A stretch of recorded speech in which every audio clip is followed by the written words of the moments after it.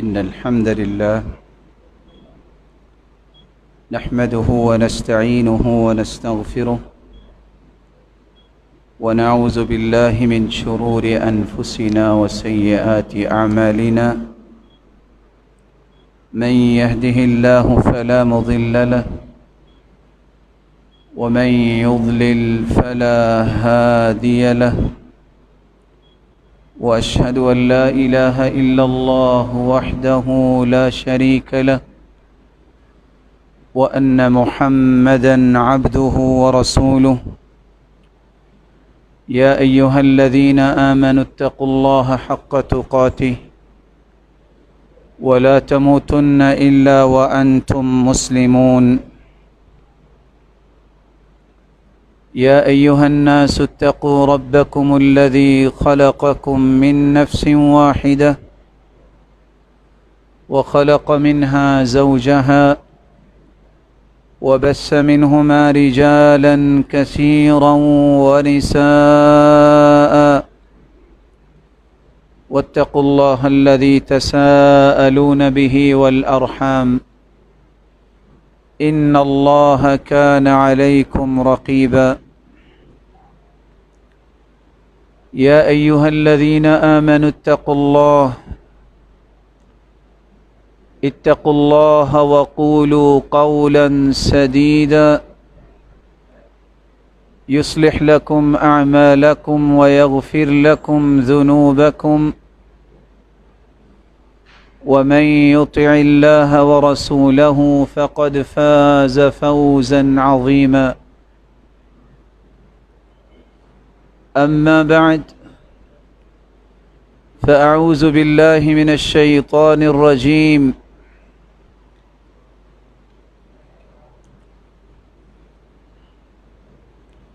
الذين إذا أصابتهم مصيبة قالوا إنا لله وإنا إليه راجعون وقال الحق سبحانه وتعالى وإذا مرضت فهو يشفين والذي يميتني ثم يحيين لائق عزت تکریم سامعین مکرم،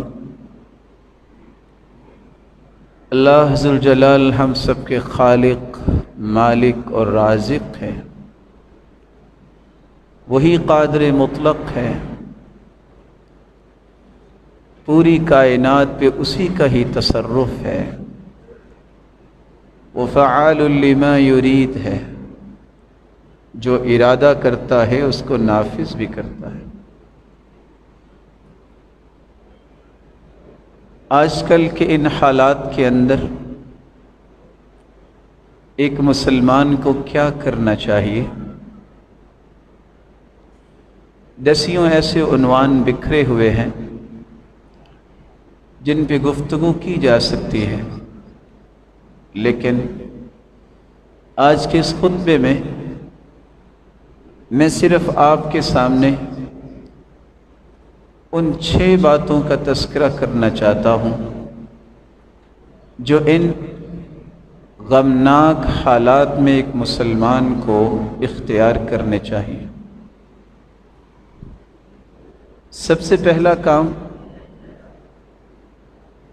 بندہ مومن یہ اللہ ذوالجلال کی ملکیت ہے۔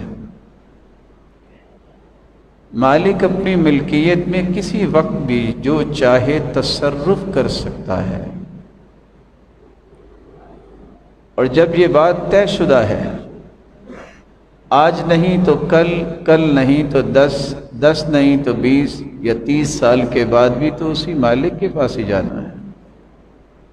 کل شیء یرجع الی اصلہ،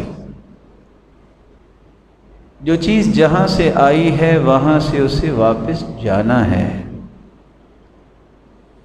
اس لیے سب سے پہلا کام جو آج کل کے حالات میں ہر مسلمان پہ فرض اور واجب ہے کہ میں اور آپ اپنے گناہوں کی توبہ کریں۔ طریقہ کیا ہے؟ یہ یقین کیجئے کہ مالک الملک کی رحمت بے پناہ ہے۔ 10 نہیں، 10 100 اور 10,000 بھی گناہ آپ کر چکے ہیں تو مالک الملک کی رحمت سے مایوس نہ ہوئیے، اور یہ یقین کر لیجئے کہ اس کے پیغمبر نے جو بات کی ہے اس سے بڑی صداقت روئے زمین پر کوئی نہیں ہے۔ اپنے آپ کو توبہ کے لیے آپ کیسے پیش کریں؟ سب سے پہلا کام، آپ بہترین طریقے سے وضو کیجئے۔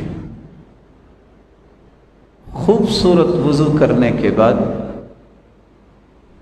دل لگا کر اکیلے الگ 2 رکعتیں ادا کیجئے۔ رسول اکرم صلی اللہ علیہ وآلہ وسلم نے یہی طریقہ سمجھایا تھا، جیسا کہ بیان کرتے ہیں سیدنا ابو بکر رضی اللہ تعالی عنہ۔ اور ان 2 رکعتوں کو پڑھنے کے بعد آپ اپنے رب کے سامنے ہاتھ اٹھائیے۔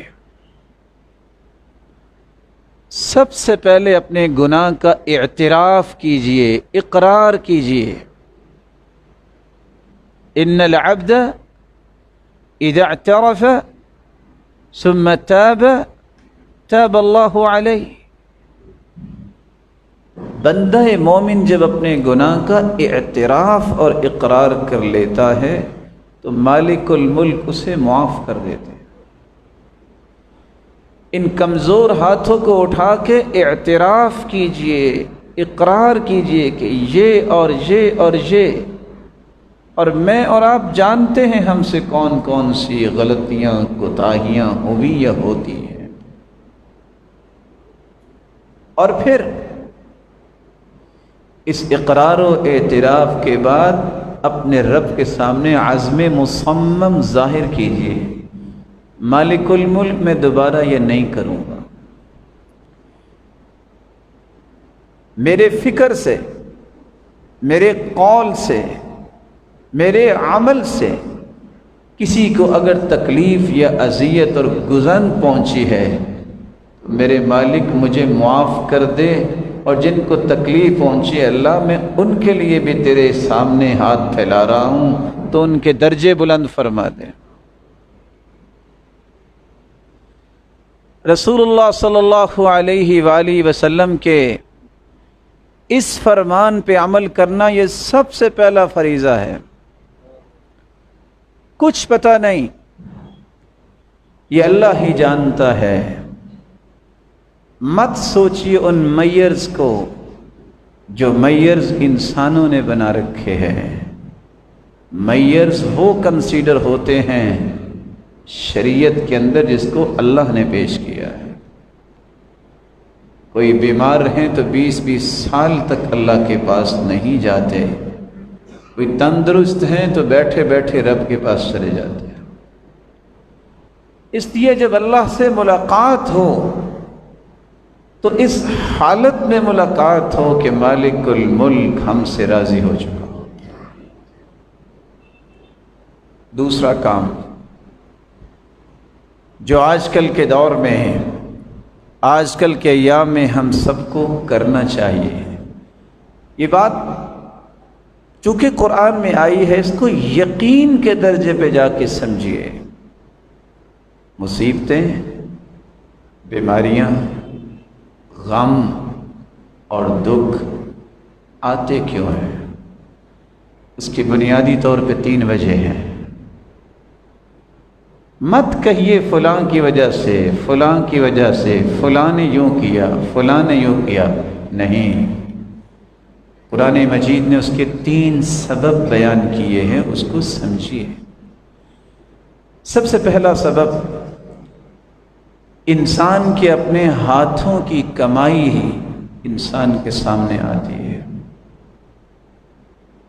اللہ عز و جلال قرآن مجید میں فرماتے ہیں وَمَا أَصَابَكُم مِّن مصيبة فبما كسبت أيديكم ويعفو عن كثير.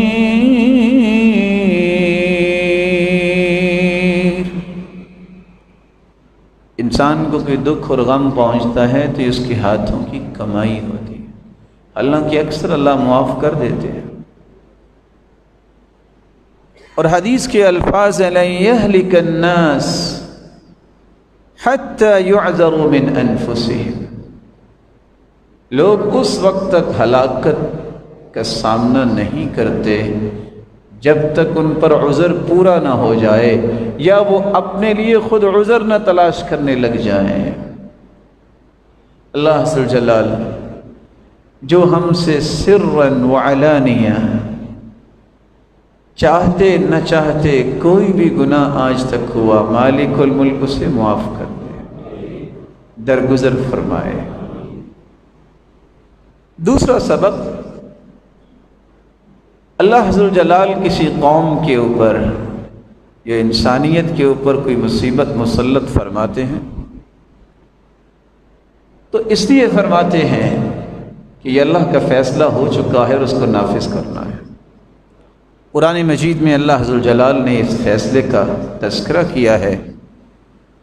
ما اصاب من مصیبت الا باذن اللہ ومن یؤمن باللہ یہد قلبہ واللہ بکل شیء علیم. کوئی بھی دنیا میں مصیبت آتی ہے تو اللہ کے حکم سے آتی ہے، اس کی مرضی سے آتی ہے. اور آتی کیوں ہے؟ کیا اللہ ذو الجلال اس حکم کے ساتھ چاہتے ہیں؟ وہ چاہتے یہ ہیں کہ چھوٹی چھوٹی بیماریاں، مصیبتیں اور دکھ اس کی وجہ سے اپنے پیاروں کی زندگی کے سارے گناہوں کو صاف کر دیں. ما يصيب المسلم من نصب ولا وصب ولا هم ولا حزن ولا غم حتى الشوكة يشاكها إلا كفر الله بها من خطاياه. تھکاوٹ ہو، غم ہو، فکر ہو، آزمائش ہو، کوئی بھی بیماری ہو، صحیح بخاری اور صحیح مسلم کی روایت بتا رہی ہے اس وجہ سے اللہ ذو الجلال اس کے گناہوں کو معاف کر دیتے ہیں.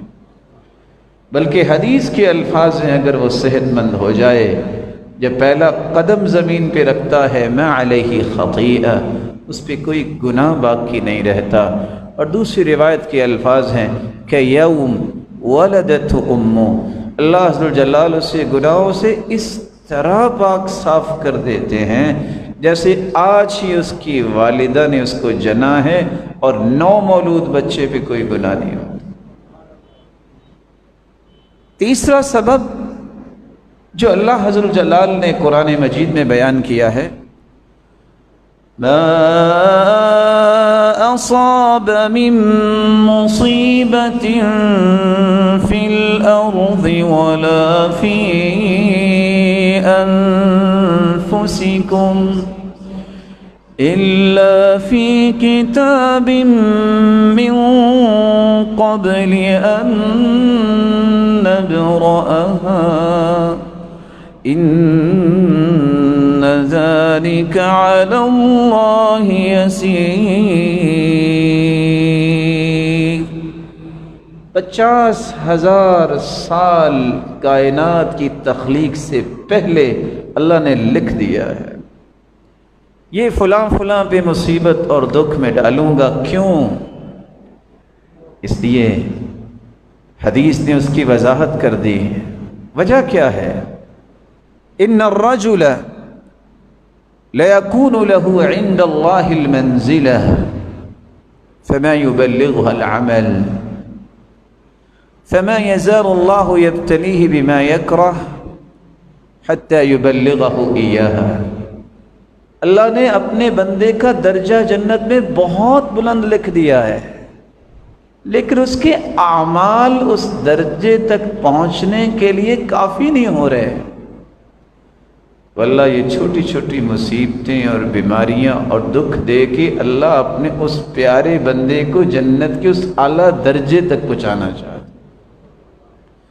اللہ مالک الملک ہم سب کو معاف فرمائے، ہماری غلطیوں کوتاہیوں کو معاف فرمائے، اور ہم کمزور لوگ ہیں، وہ بغیر کسی آزمائش میں ڈالے بھی تو معاف کر سکتا ہے، اس نے کسی سے مشورہ تو نہیں کرنا، وہ تو مختار کل ہے، اسی کے فیصلے نافذ ہوتے ہیں، اور اگر اس نے لکھ دیا ہے تو یمحو اللہ ما یشاء ویثبت، وہ اس بات پر بھی قادر ہے کہ اپنی ہی لکھی ہوئی تقدیر کو مٹا دے اور اپنی تقدیر کو لکھی ہوئی کو ثابت رکھے، فیصلہ پھر بھی اسی کا ہی نافذ ہوگا۔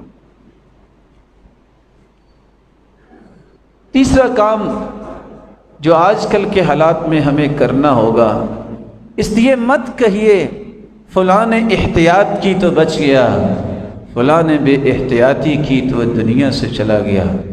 احتیاط سنت ہے، یہ اختیار کرنی چاہیے، اس میں ضد نہیں کرنی چاہیے۔ یہ جو میئرز ہوتے ہیں، جس طرح علم نے، شریعت نے میئرز بیان کیے ہیں، صحت کے حفظان کے لیے اگر کوئی میئرز ہیں تو ان کا خیال کرنا چاہیے، ضدی نہیں انسان کو بننا چاہیے، لیکن یقین آپ کا اور ایمان کیا ہونا چاہیے؟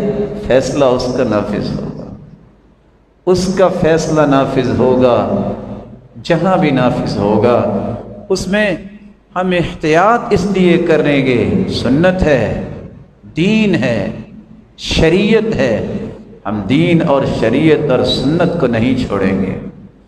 رسول مقبول صلی اللہ علیہ وسلم نے جب ان کے ہاتھ پہ بیعت کرنے آئے ہیں، تو جب ایک ایسا شخص بھی تھا جو بیعت کرنے آیا جس کو کوڑ کی مرض تھی، آپ نے ہاتھ پہ ہاتھ رکھ کے اس کی بیعت نہیں لی، فرمایا آپ کی بیعت ہم نے لے لی، آپ واپس چلے جائیں بقیہ قافلے کے ساتھ۔ کوئی نبی سے بڑا بھی توکل کرنے والا ہے؟ کوئی نبی سے بڑا بھی متقی ہے؟ کیا کسی نے وہاں ضد کی کہ اللہ کے پیغمبر آپ کے لیے آیا ہے، وہ اسلام کو قبول کرنے آیا ہے، اس کے بھی ہاتھ پہ ہاتھ رکھ کے بیعت لیں؟ کسی نے ضد کی؟ مومن جو ہوتا ہے وہ ضدی نہیں ہوتا، لیکن مومن جو ہے وہ رب پہ اپنا یقین بھی نہیں توڑتا، اس کا ایمان اللہ پہ مضبوط ہوتا ہے، اس میں خلل نہیں آنے دیتا۔ تو تیسرا کام جو کرنے والا ہے میرے معزز اور محترم بھائیوں، اللہ سے عافیت طلب کرو، اللہ سے عافیت طلب کرو۔ عافیت یہ بہت بڑی نعمت ہے۔ خلو الجسد والنفس من جميع العوارض والامراض التي تهاجمها وتضرها۔ عافیت کا مطلب یہ ہے، اے اللہ روحانی اور جسمانی طور پہ ہر قسم کی بیماری اور بوجھ سے مجھے ہر وقت محفوظ رکھ۔ یہ عافیت جس کے بارے میں رسول اللہ صلی اللہ علیہ وآلہ وسلم نے صحابہ کرام کو تعلیمات دی ہیں، اس عافیت کو اللہ ذوالجلال کے پیغمبر نے فرمایا کہ بہت بڑی نعمت ہے۔ یہی وجہ ہے کہ سیدنا ابو بکر صدیق رضی اللہ تعالی عنہ جب وہ ممبر پہ چڑھتے تو رونے لگ جاتے اور صرف ایک بات کہتے، صلی اللہ العفو والعافیہ، لوگوں اللہ سے معافی بھی مانگا کرو اور عافیت بھی مانگا کرو۔ اللہ تمہیں ہر وقت گناہوں سے بھی پاک رکھے اور ہر قسم کی مصیبت اور بیماری سے بھی پاک رکھے۔ دوسرے سال اپنی خلافت کے جب دوبارہ وہ ممبر پہ چڑھتے تو پھر رونے لگ گئے اور ایک ہی بات کہی، صلی اللہ العفو والعافیہ، لوگوں اللہ سے دو باتیں ہر وقت مانگتے رہا کرو، مالک الملک مجھے ہر قسم کے گناہوں سے ہر وقت پاک صاف رکھ، میرے اوپر کسی گناہ کا بھی بوجھ نہ ہو، کسی بیماری اور مصیبت کا بھی بوجھ نہ ہو۔ اللہ ذوالجلال کے پیارے پیغمبر نے اس لیے فرمایا ما من دعوت يدعو بها العبد افضل من اللهم انی اسألک المعافاة فی الدنیا والآخرہ۔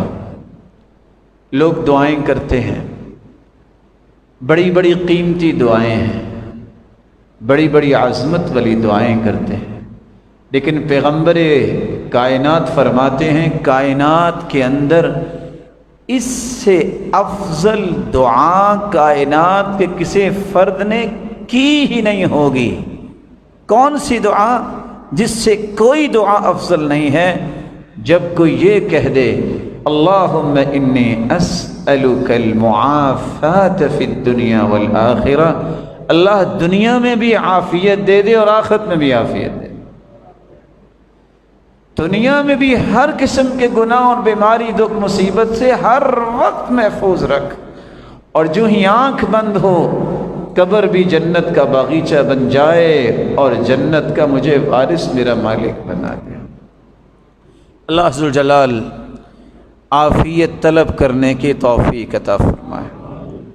آپ صلی اللہ علیہ وآلہ وسلم کے پاس ایک شخص آیا اور اس نے کہا کہ ایسی دعا بتائیے جس سے افضل کوئی دعا نہ ہو۔ آپ نے صرف ایک کلمہ بولا، فرمایا تسأل ربک العفو والعافیہ فی الدنیا والآخرہ۔ سوال کرنے والے اپنے رب سے صرف دنیا اور آخرت میں معافی اور عافیت کا سوال کیا کرو، اس سے بڑی دعا دنیا میں ہے ہی کوئی۔ دوسرے دن پھر آیا، آپ نے پھر بھی یہی فرمایا۔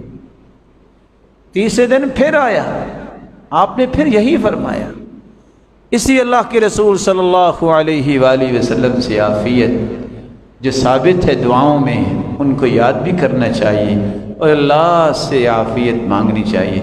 یہاں رک کے میں ایک بات کہہ دوں، کچھ لوگ جذباتی ہو جاتے ہیں، کہتے ہیں یا اللہ جو آخرت میں تو نے مجھے عذاب دینا ہے وہ دنیا میں ہی دے دے، آخرت میں بچا لینا۔ یہ غلط دعا ہے۔ آپ صلی اللہ علیہ وسلم تشریف لائے، صحیح مسلم کی روایت ہے، اور ایک شخص بیماری کی وجہ سے چوزے کی طرح ہو چکا تھا۔ آپ نے پوچھا، آپ نے اپنے بارے میں کوئی بد دعا تو نہیں کی؟ کہا اللہ کے رسول بس میں نے یہی کہا تھا اللہم ما کنت معاقبی بہ فی الآخرہ فعجلہ لی فی الدنیا، اللہ جو آخرت میں سزا دینی ہے دنیا میں دے دے، میری آخرت بچا لینا۔ اللہ کے رسول نے فرمایا تم یہ بھی تو کہہ سکتے تھے یا اللہ دنیا میں بھی بچا دے آخرت میں بھی بچا دے، تم یہ بھی تو کہہ سکتے تھے۔ اس لیے جذباتی مت ہوئیے، مت اس طرح کے الفاظ بولی یا اللہ دنیا میں سزا دے دے آخرت میں بچا لے۔ وہ مالک دنیا میں بھی تمہیں بچانے پہ قادر ہے اور آخرت میں بھی بچانے پہ قادر ہے۔ تم نے اس کی رحمت کا پھر اندازہ کیا لگایا ہے؟ یہ کہو یا اللہ میں بہت کمزور ہوں تو دنیا میں بھی مجھے بچا لے اور آخرت میں بھی بچا لے۔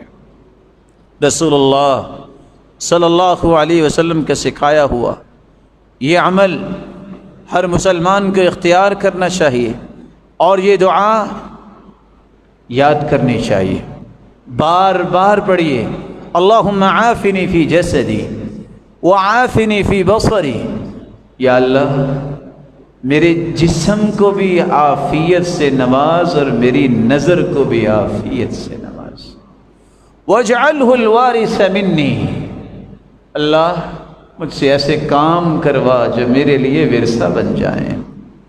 لا الہ الا اللہ الحلیم الکریم، سبحان اللہ رب العرش العظیم، الحمد للہ رب العالمین۔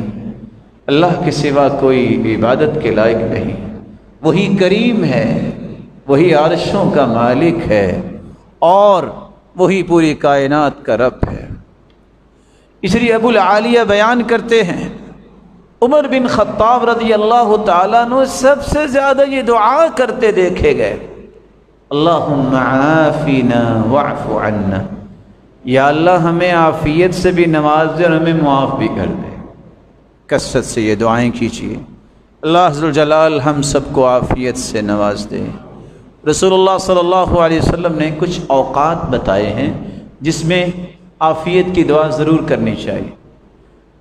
اللہ سب کو سکون کی نیند نصیب فرمائے۔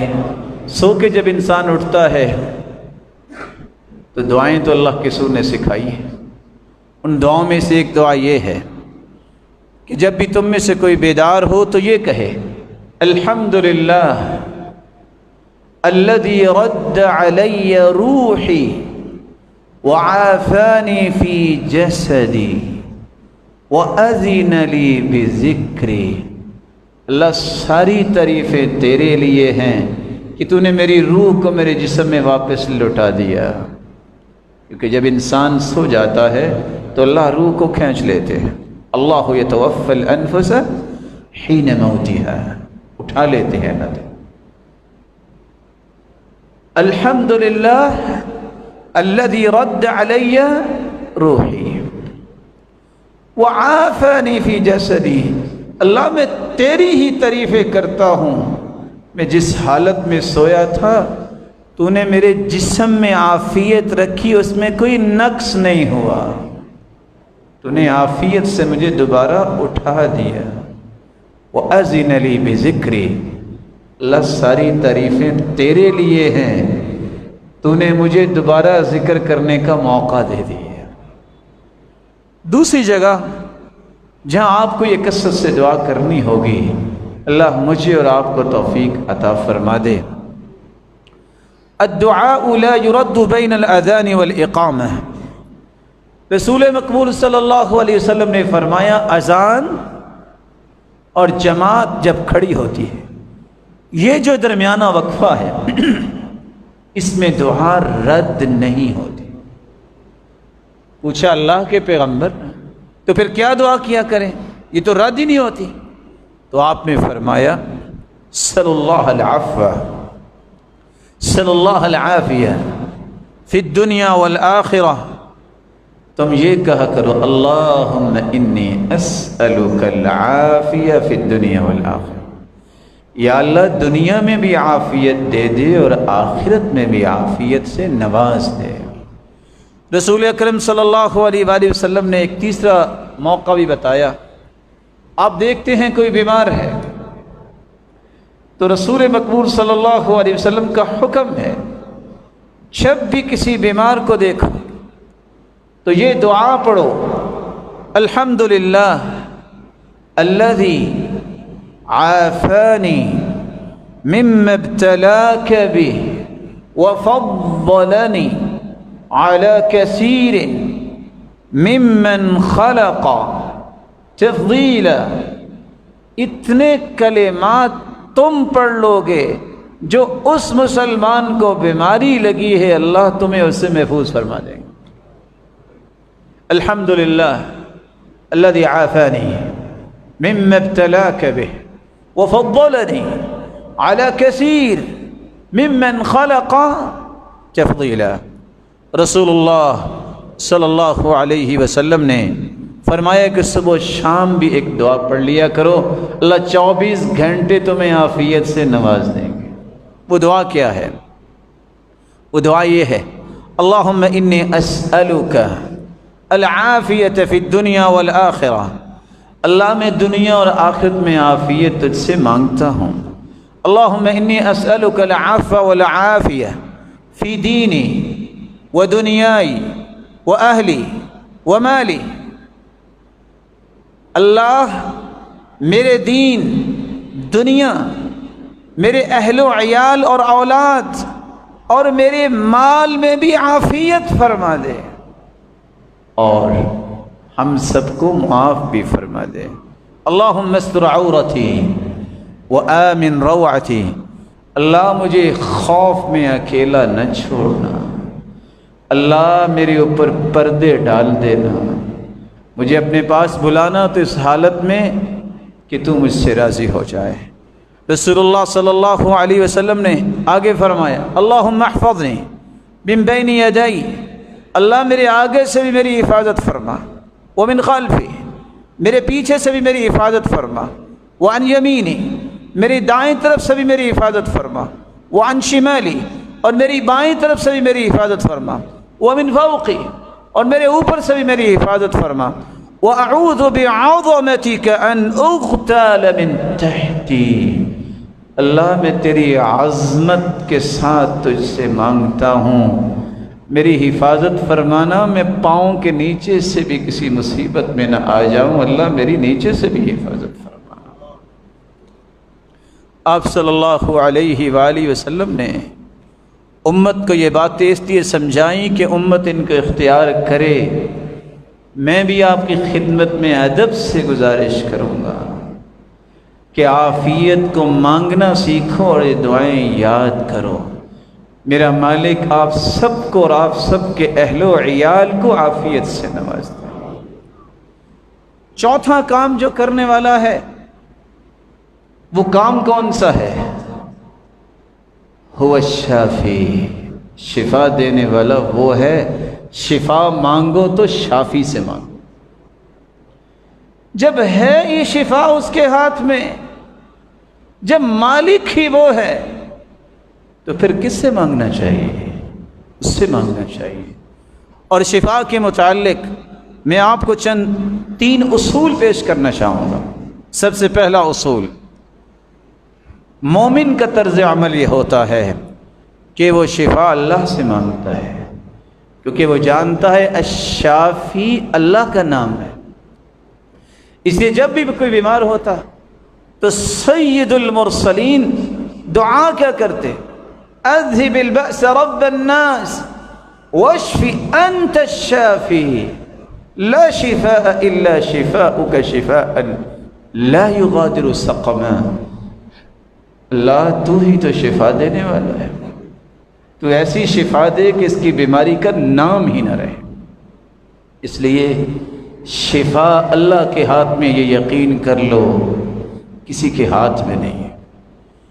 اس لیے جتنا تعلق اور یقین میرا اور آپ کا رب کے ساتھ ہوگا، اتنی شفا کا حصہ میری اور آپ کی زندگی میں زیادہ ہے۔ دوسرا اصول، دنیا میں کوئی ایسی بیماری نہیں، ما من داء الا وقد انزل له دواء، دنیا میں کوئی ایسی بیماری نہیں جس کا اللہ نے علاج نہیں اتارا۔ یہ کون کہہ رہے ہیں؟ یہ وہ مبارک زبان سے کلمات نکلے ہیں جس جیسی زبان آج تک اللہ نے پیدا ہی نہیں کی۔ تو اللہ ذوالجلال جو ہم سب کے خالق و مالک ہیں، اس نے اپنے پیغمبر کی زبان سے یہ بات سمجھا دی ہے کہ علاج ہر بیماری کا موجود ہے، لیکن فرق کیا ہے؟ عالمہ من عالمہ وجہلہ من جہلہ، جو جان لیتا ہے کوشش کرنے سے بیماریوں کی تشخیص ہو جاتی ہے، ڈائیگنوز ہوتی ہے، اس کا علاج بھی ہوتا ہے، اور جو کوشش نہیں کرتا، جاہل رہتا ہے، تشخیص ہی نہیں کر پاتا۔ لیکن تیسرا اصول بھی یاد رکھیے، بیماری کی تشخیص ہو جائے، اللہ نے علاج کیا ہے، لیکن حرام چیز سے علاج نہ کرنا۔ ان اللہ لم یجعل شفاء امتی فیما حرم علیہم، رب تعالیٰ نے جس چیز کو حرام کہہ دیا ہے نا، اس میں اللہ نے اصل میں شفا رکھی ہی نہیں ہے، اس میں اللہ نے شفا رکھی ہی نہیں ہے۔ اس لیے حرام چیز سے علاج مت کیجیے۔ دوائی لینا سنت ہے، علاج کروانا سنت ہے، شریعت ہے، دین ہے۔ مت کہیے کہ میں دوائی نہیں کھاؤں گا، سنت ہے۔ اللہ کے رسول نے بھی اپنا علاج کیا، صحابہ نے بھی اپنا علاج کروایا۔ سرتاج رسول سے بڑھ کے کوئی متقی نہیں تھا، صحابہ سے بڑھ کے تو کوئی تقوی والا اور توکل کرنے والا نہیں تھا۔ اس لیے اپنے آپ کو اس معاملے میں بالکل دین کے اوپر غالب ہونے والا مت سمجھیے کہ میرے جیسا کوئی متقی نہیں ہے۔ اگر ایک کھر بھی متقی مل جائیں تو کسی ایک تبع تابی جیسا نہیں ہو سکتا، اتنے تبع تابی ہو جائیں تو ایک تابی نہیں بن سکتا، اتنے تابی ہو جائیں تو ایک صحابی نہیں بن سکتا۔ میرے بھائی، انہوں نے بھی علاج کروایا۔ رسول اکرم صلی اللہ علیہ وسلم کے زبان سے نکلی ہوئی یہ باتوں کے بعد آئیے شریعت میں کچھ علاجات رکھے ہیں بیماریوں کے، ان کو سنیے۔ نمبر 1، آپ کسی بھی بیماری کا علاج کرنا چاہتے ہیں تو سب سے پہلے قرآن کی تلاوت کو علاج سمجھیے۔ قرآن کی تلاوت یہ بہت بڑا علاج ہے۔ اللہ ذوالجلال فرماتے ہیں، یا ایھا الناس قد جاءتکم موعظۃ من ربکم وشفاء لما فی الصدور وهدى ورحمة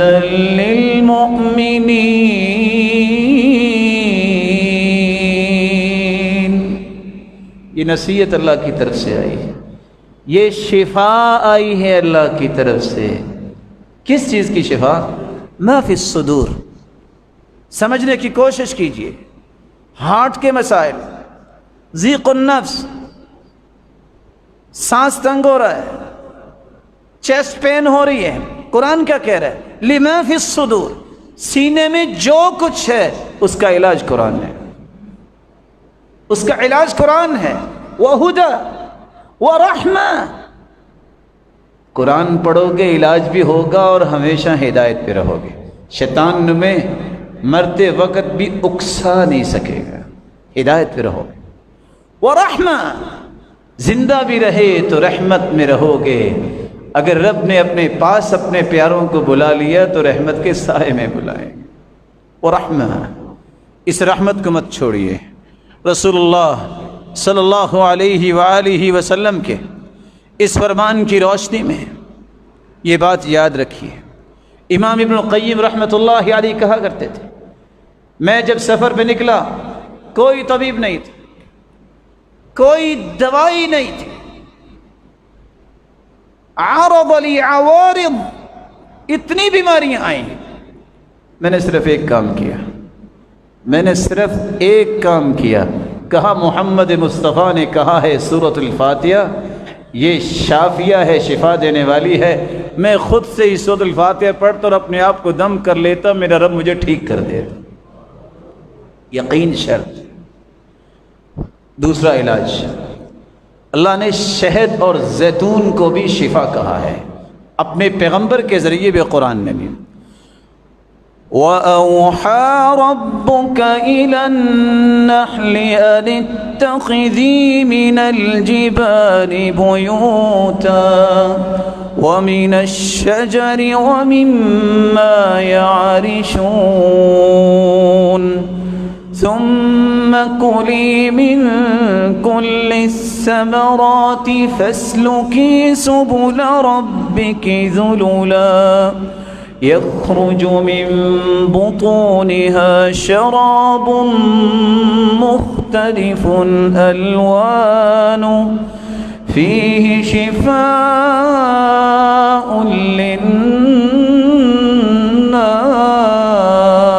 للناس۔ شہد کی مکھی جو بناتی ہے شہد، اللہ نے للناس پوری کائنات کے لیے اس میں شفا رکھی ہے۔ صبح شام گرم پانی میں شہد ڈالیے اور معمول بنائیے۔ زیتون کے چند قطرات اپنے نوز میں داخل کیجیے صبح اور شام، رب تعالیٰ تمہیں بیماریوں سے محفوظ رکھیں گے۔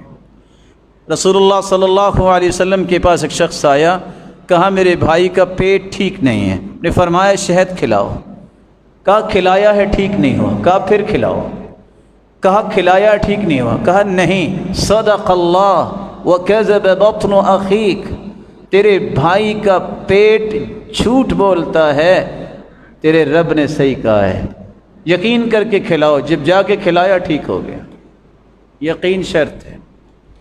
رسول اکرم صلی اللہ علیہ وسلم نے زیتون اور شہد کے بعد چوتھا علاج عجوہ کھجور اور برنی کھجور کھائیے۔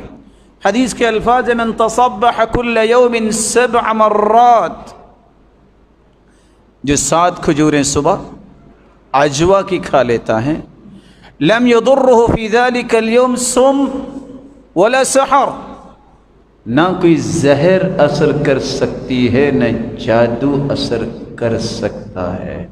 اور دوسری روایت میں آتا ہے کہ جو مدینے کی کھجور کھا لیتا ہے یہ لم یضرہ شیء، دنیا کی کوئی چیز اسے نقصان نہیں دے سکتی۔ رات کو کھا لے تو صبح تک نقصان نہیں ہوگا، صبح کھا لے تو شام تک نقصان نہیں ہوگا۔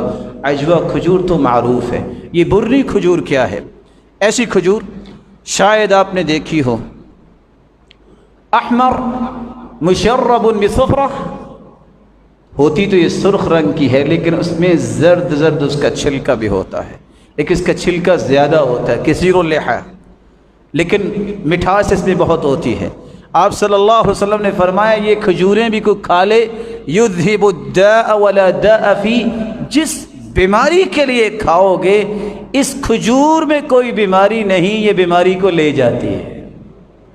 آپ صلی اللہ علیہ وآلہ وسلم نے چھٹا علاج بتایا ہے، ماء زمزم لما شرب لہ، جس نیت سے زمزم پیو گے رب تعالیٰ اس کو پورا کر دیں گے۔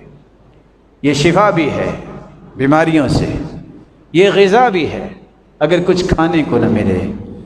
رسول اللہ صلی اللہ علیہ وسلم کے اس فرمان کی روشنی میں امام ابن القیم فرماتے ہیں، مکہ میں میں رہا، میں کوئی طبیب نہ مل سکا، بیمار ہو گیا، میں نے صرف ایک کام کیا، آخذ شربۃ من ماء زمزم، میں شربت میں زمزم کا ایک گلاس لیتا، خود ہی سورۃ الفاتحہ اس پہ پڑھتا اور پی لیتا اور اللہ مجھے شفا دے دیتے۔ ماء زمزم لما شرب لہ، زمزم یہ ہر چیز کے علاج کے لیے اور ہر نیت کو پورا کرنے کا اللہ نے یہ ایک بہت بڑا تحفہ دیا ہے۔ شری دم کریں، 8واں علاج، اور یہ دم سیکھیے۔ اعیذک، صبح و شام اپنے بچوں کو دم کیجیے، اعیذک بکلمات اللہ التامہ من کل شیطان وہام ومن کل عین لام، اپنے آپ کے لیے پڑھیے، بسم اللہ الذی لا یضر مع اسمہ شیء فی الارض ولا فی السماء وهو السمیع العلیم، صبح و شام 3 مرتبہ پڑھیے۔ اعوذ بکلمات اللہ التامات من شر ما خلق، صبح و شام 3 مرتبہ پڑھیے۔ اللہ اللہ ربی لا شریک لہ، جس بھی غم اور بیماری میں انسان پڑتا ہے اللہ اسے دور فرما دیتا ہے۔ یا حی یا قیوم برحمتک استغیث، یہ دعا پڑھیے، دم کیجئے، بسم اللہ ارقیک من کل شیء یؤذیک من شر کل نفس او عین حاسد، بسم اللہ ارقیک واللہ یشفیک، یہ دعا پڑھیے، لا الہ الا انت سبحانک انی کنت من الظالمین، یہ دعا یاد کیجئے، اللہم انی اعوذ بک من منکرات الاخلاق والاعمال والاہواء والادواء، یا اللہ برے اعمال، برے اخلاق، بری بیماریوں اور بری خواہشوں سے میری حفاظت فرما دے، یہ دعائیں یاد کیجئے۔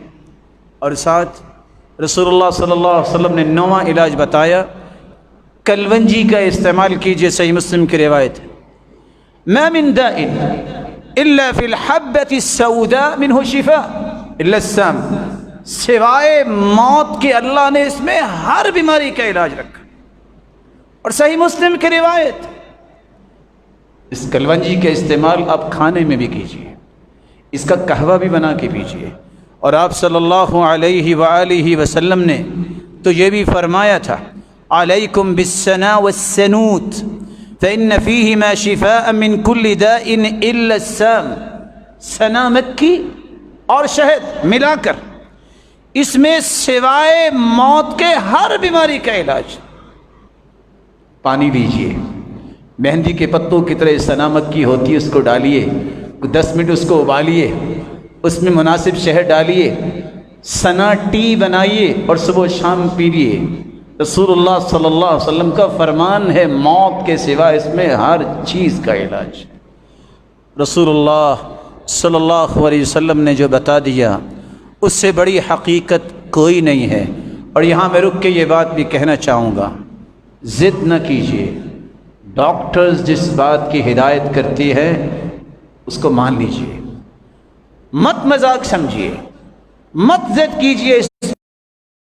نہیں، جو میئرز کسی چیز کے ہوتے ہیں ان کا خیال کیا جاتا ہے، اور دعا کیجیے اللہ ان کی بھی حفاظت فرمائے، وہ جس جگہ پہ کھڑے ہیں اور کوشش کر رہے ہیں مالک الملک ان کی بھی حفاظت فرمائے اور آپ سب کی بھی حفاظت فرمائے۔ وآخر دعوانا الحمدللہ۔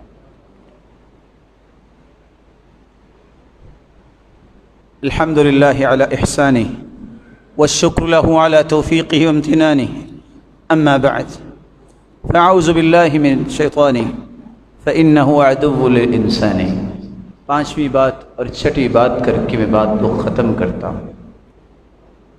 آپ نے یہ سنا کہ ہمیں سب سے پہلا کام توبہ کرنے ہے۔ آج وقت ہے، ایک وقت آئے گا یہ وقت ختم ہو جائے گا۔ اس سے پہلے قبل ان تصف علینا اللبنات، اس سے پہلے کہ ہمارے اوپر وہ ٹائلیں آ جائیں جس کے بعد ہم دنیا سے غائب اور دنیا ہم سے غائب ہو جائے، اس سے پہلے توبہ کر لیجیے۔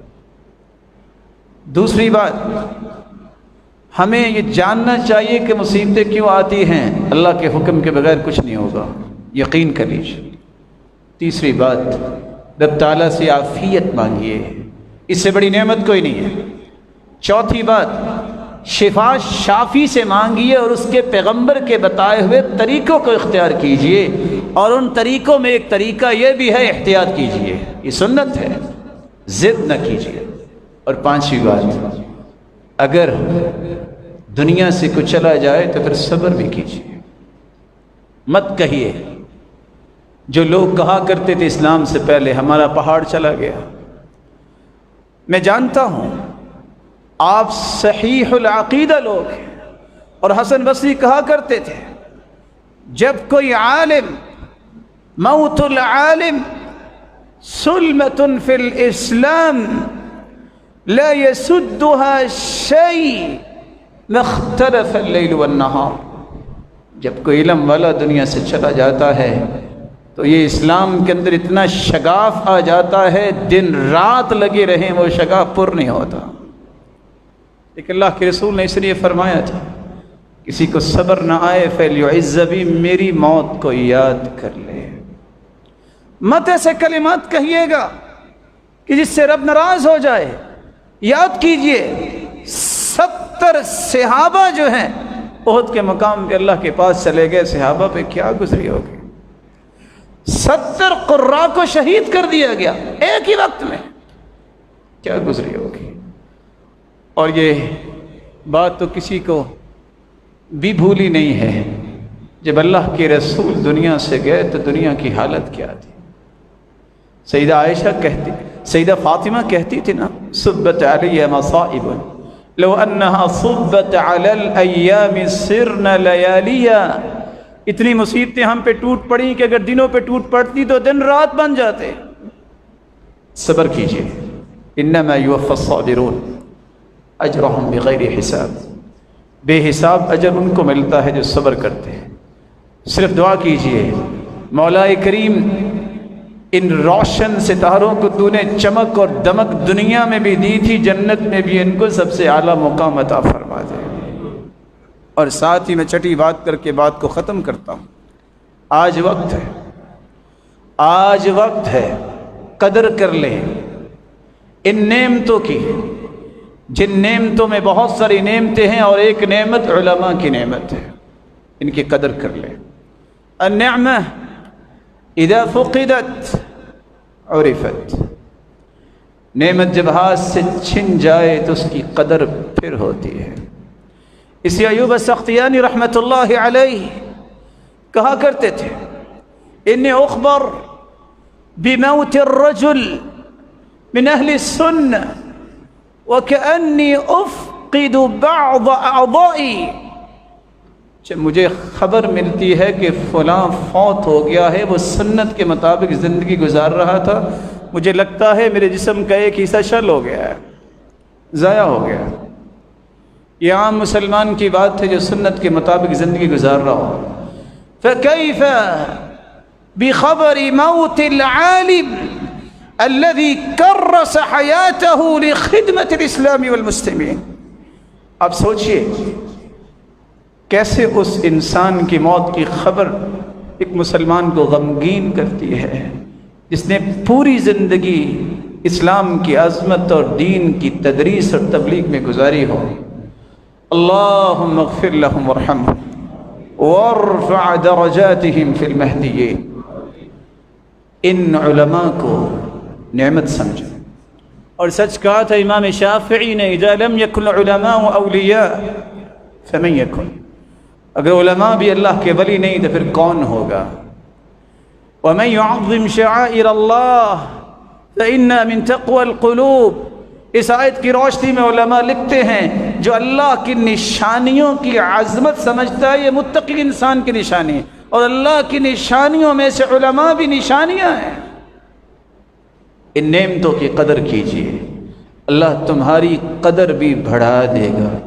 الہ العالمین، جو علماء دنیا سے جا چکے ہیں، مولا کریم ان کو اپنی شان اور عظمت کے مطابق انبیاء کی صف میں کھڑا فرمانا، اللہ ان کے درجات کو بلند فرمانا۔